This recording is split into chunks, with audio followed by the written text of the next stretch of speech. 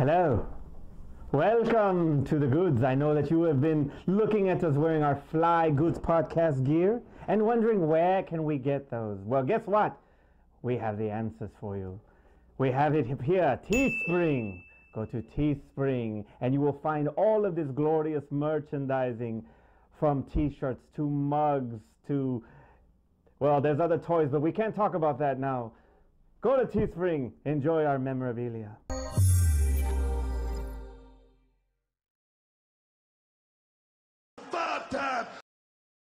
And we're back! Oh, Flash! No substance. So today's top 5 is the top 5 Ryan Reynolds films.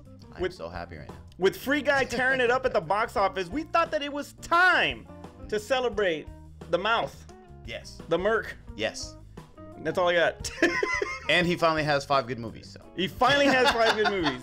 You know what? There are some films that actually kind of highlighted who he, what he can do. Yes. And his range. Right. So it's not always a wisecracking asshole. He's got some pretty decent ones out there where it feels like our lists are going to be the same now. They're more likely they are. I feel like they're probably going to be the fucking same. I'm going to probably take the asshole route, though. All right, Terrence!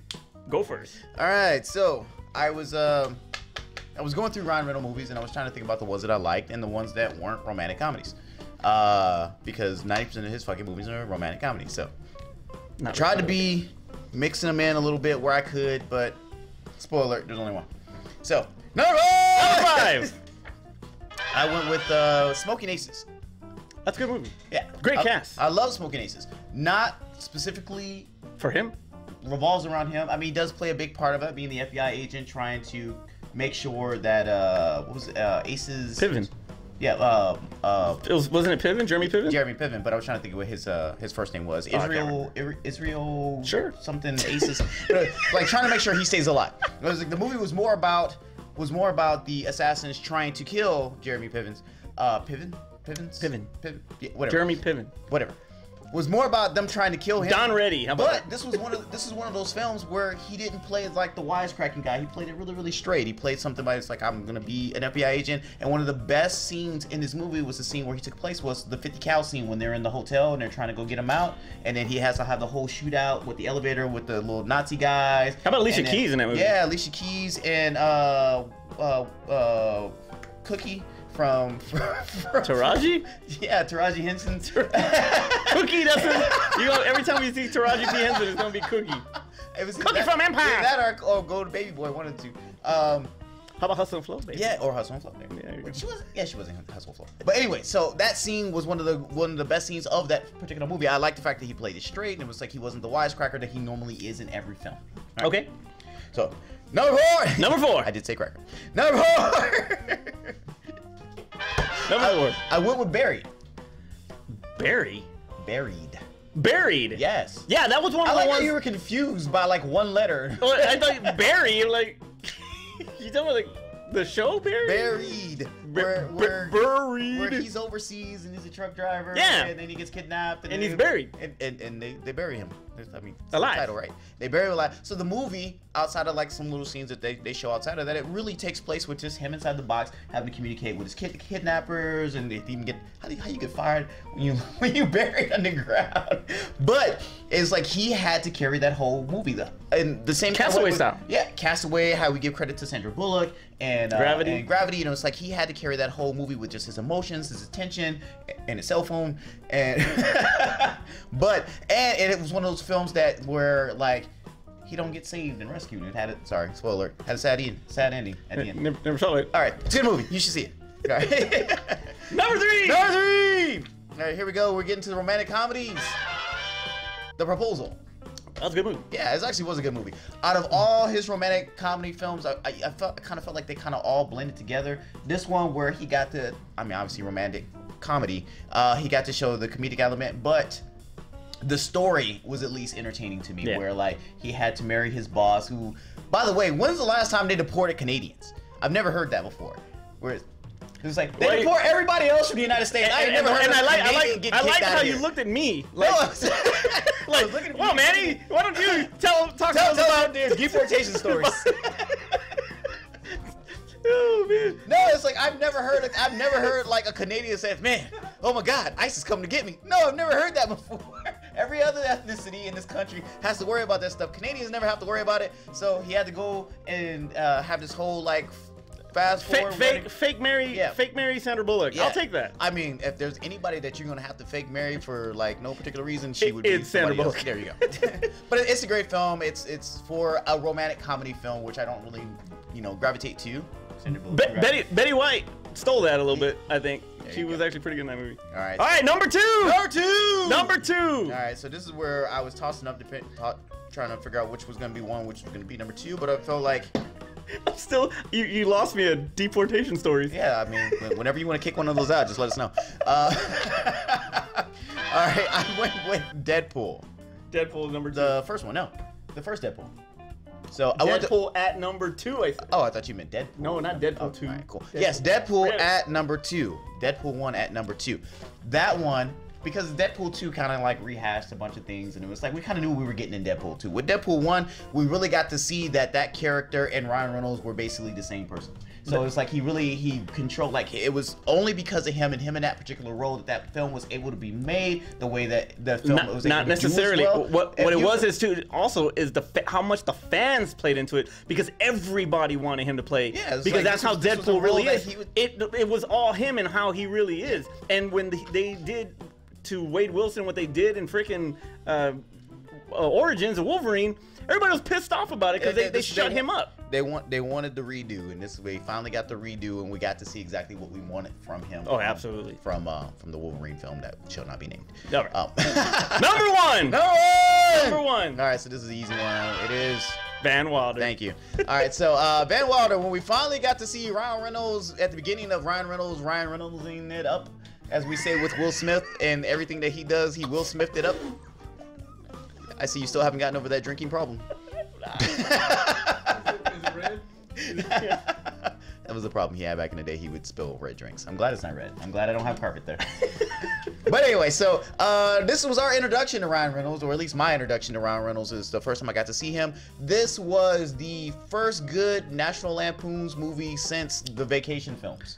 Since the Vacation film. Since the Vacation film. Okay, you know what? I'm gonna give you that because there's a lot of crap National Lampoon's films that came out after the Vacation films. After, yes, but Animal House was first. And by the way, Animal House will always be the number one. Animal House, because I feel like this was a modern day take on Animal House. I would have loved it if Tim Matheson was Otter, and his last name was Wilder. Yep. Well, it would have been awesome. But it didn't happen. But it was not. Because Tim Matheson playing his dad was perfect casting. If he was Otter. They were like, hey, you know what? You know who's on the payroll right now who'd be great in this film? Excuse me. But anyway, so this film was a throwback in a sense to those college films that we got to see from the 80s, and this one came out like in the early 2000s? 90, yeah. 2000. It's like the early 2000s. So in the 80s and 90s, those early college films, aside from the crap National Lampoon's films that came out, this was a throwback to those films, all the hard PG-13 films that we used to watch as kids. Yes. This was definitely a throwback to one of those films. So, and unfortunately got a bunch of crap sequels that came after it, but this was the one where we got an introduction to Ryan Reynolds, and it made it fun to watch those type of films again. Like he did a great thing. We got to really see his comedy and his, what does it say, when you can kind of act on the fly and kind of go his improv. His improv. We got to see his improv because you feel like a lot of the jokes that he said is like all off the top of his head. Yeah, absolutely. I would probably say that this was more in line with 80s raunch. Yeah, there you go. 80s raunch. That's what we. You know, and we did, and Van Wilder was in it actually. Yeah, there you go. But you know, when you think of Revenge of the Nerds, Bachelor Party, Porky's, and you know, the Animal House, those type of raunch, like you know, it kind of like called back to those because we hadn't seen anything like that in the whole 90s. We didn't see anything like that, so. Breath of fresh air, and it introduced him, so it was freaking awesome. Yep, and that is my top 5. All right, my top 5. I'm gonna play it. People are gonna say that I'm gonna play it safe, and it's okay. No way! My number 5 is Buying the Cow. Really? I've never seen that film. Buying the Cow. Buying the Cow is one of the funniest freaking movies I've ever seen with Ryan Reynolds, man. I've never seen it. In the cast, it was him, Jerry O'Connell, Bridget Wilson. Jerry O'Connell was in this film? Yes. All right. I love Jerry O'Connell. Alyssa Milano, Ron Livingston from Swingers. He's in this. Who? Oh, and Bill Bellamy, yeah, and Bill Bellamy. Okay, I feel like I really need to see this. Yes, because you know he even says he tucks it in. She's like, oh, does a testy tuck. It's freaking hilarious. But he kind of like he's basically Van Wilder in this, but it's still freaking good. The story's good. He's Ryan Reynolds in and up. Yeah, it was Ryan Reynolds before Ryan. Forget it. But it was good. It was a good story. It was really funny. All of the characters, they all played it well. Great ending. I thought it was a pretty sweet ending. And yeah, so it's an indie. Okay. It's an indie film, but it is pretty freaking funny. It's an indie, but an outie. That's right. And speaking of outies, number 4. Dude, number 4 is Waiting. I knew you were gonna put Waiting on this, so that's why I didn't put Waiting on Now, I put Waiting on. No, but I feel like Justin Long. Justin Long, there you go. I feel like that was more his movie than I agree, but Ryan Reynolds' impact in the whole movie, I mean, he's like a scene stealer in every single freaking movie. Okay, but he was just absolutely he was absolutely fantastic in this freaking movie. I love Waiting. But the thing about Waiting too, and I got our buddy Alan over here is he worked at Applebee's, right? And so I was always around these guys, and that's exactly how freaking Applebee's was. Like, Shenanigans in this movie was a take on Bennigan's, but it was all the same shit. And by the way, there is a Shenanigans. I know there is, but I'm just saying, like, yes, but it's a bar. Forget it. Anyway.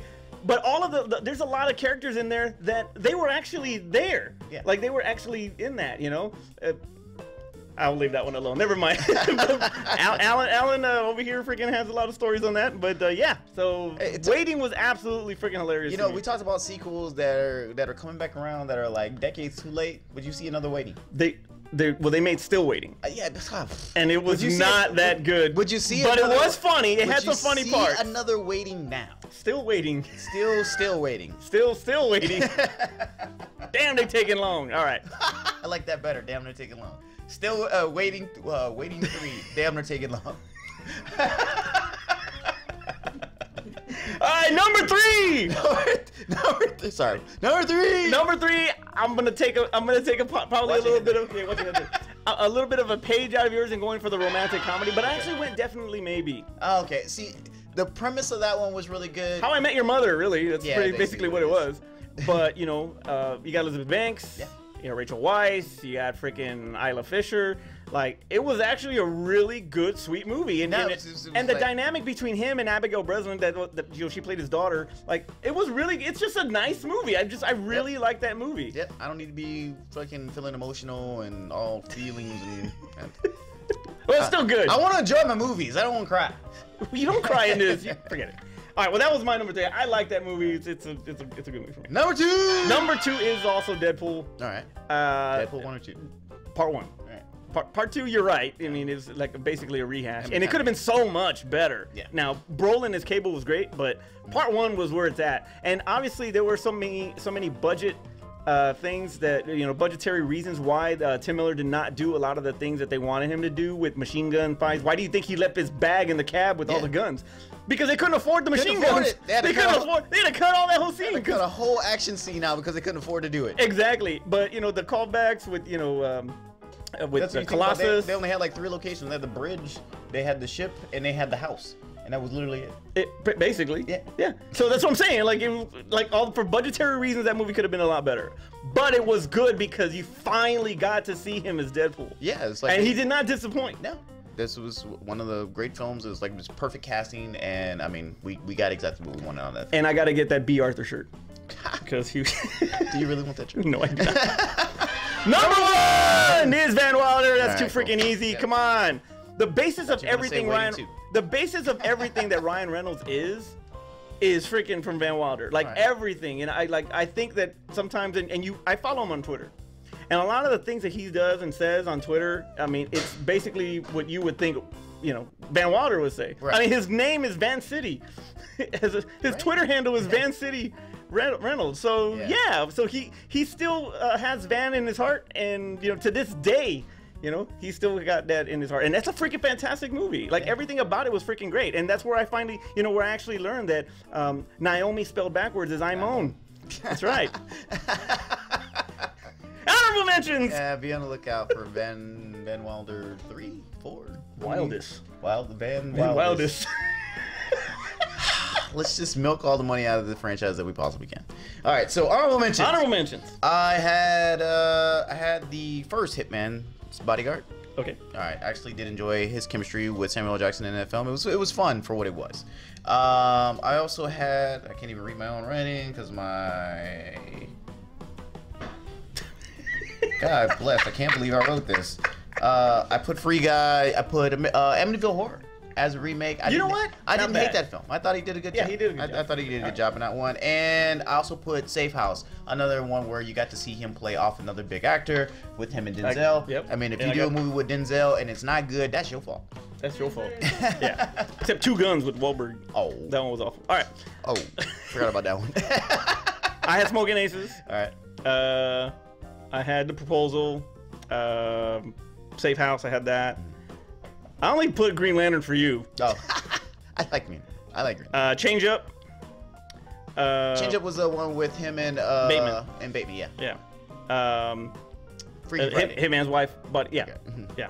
Hitman's Bodyguard, got that one, and okay. I also put Just Friends. I was gonna say I got Just Friends too. I thought that was a really good movie. But you know which one? I did like Life, where everybody says that it's the prequel to Venom.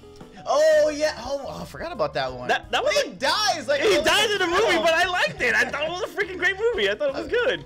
Jesus Christ, you might as well put like Deep Blue Sea with Samuel. It's like Samuel Jackson's top 5. Put Deep Blue Sea where he dies. A shark ate me. A fucking shark ate me.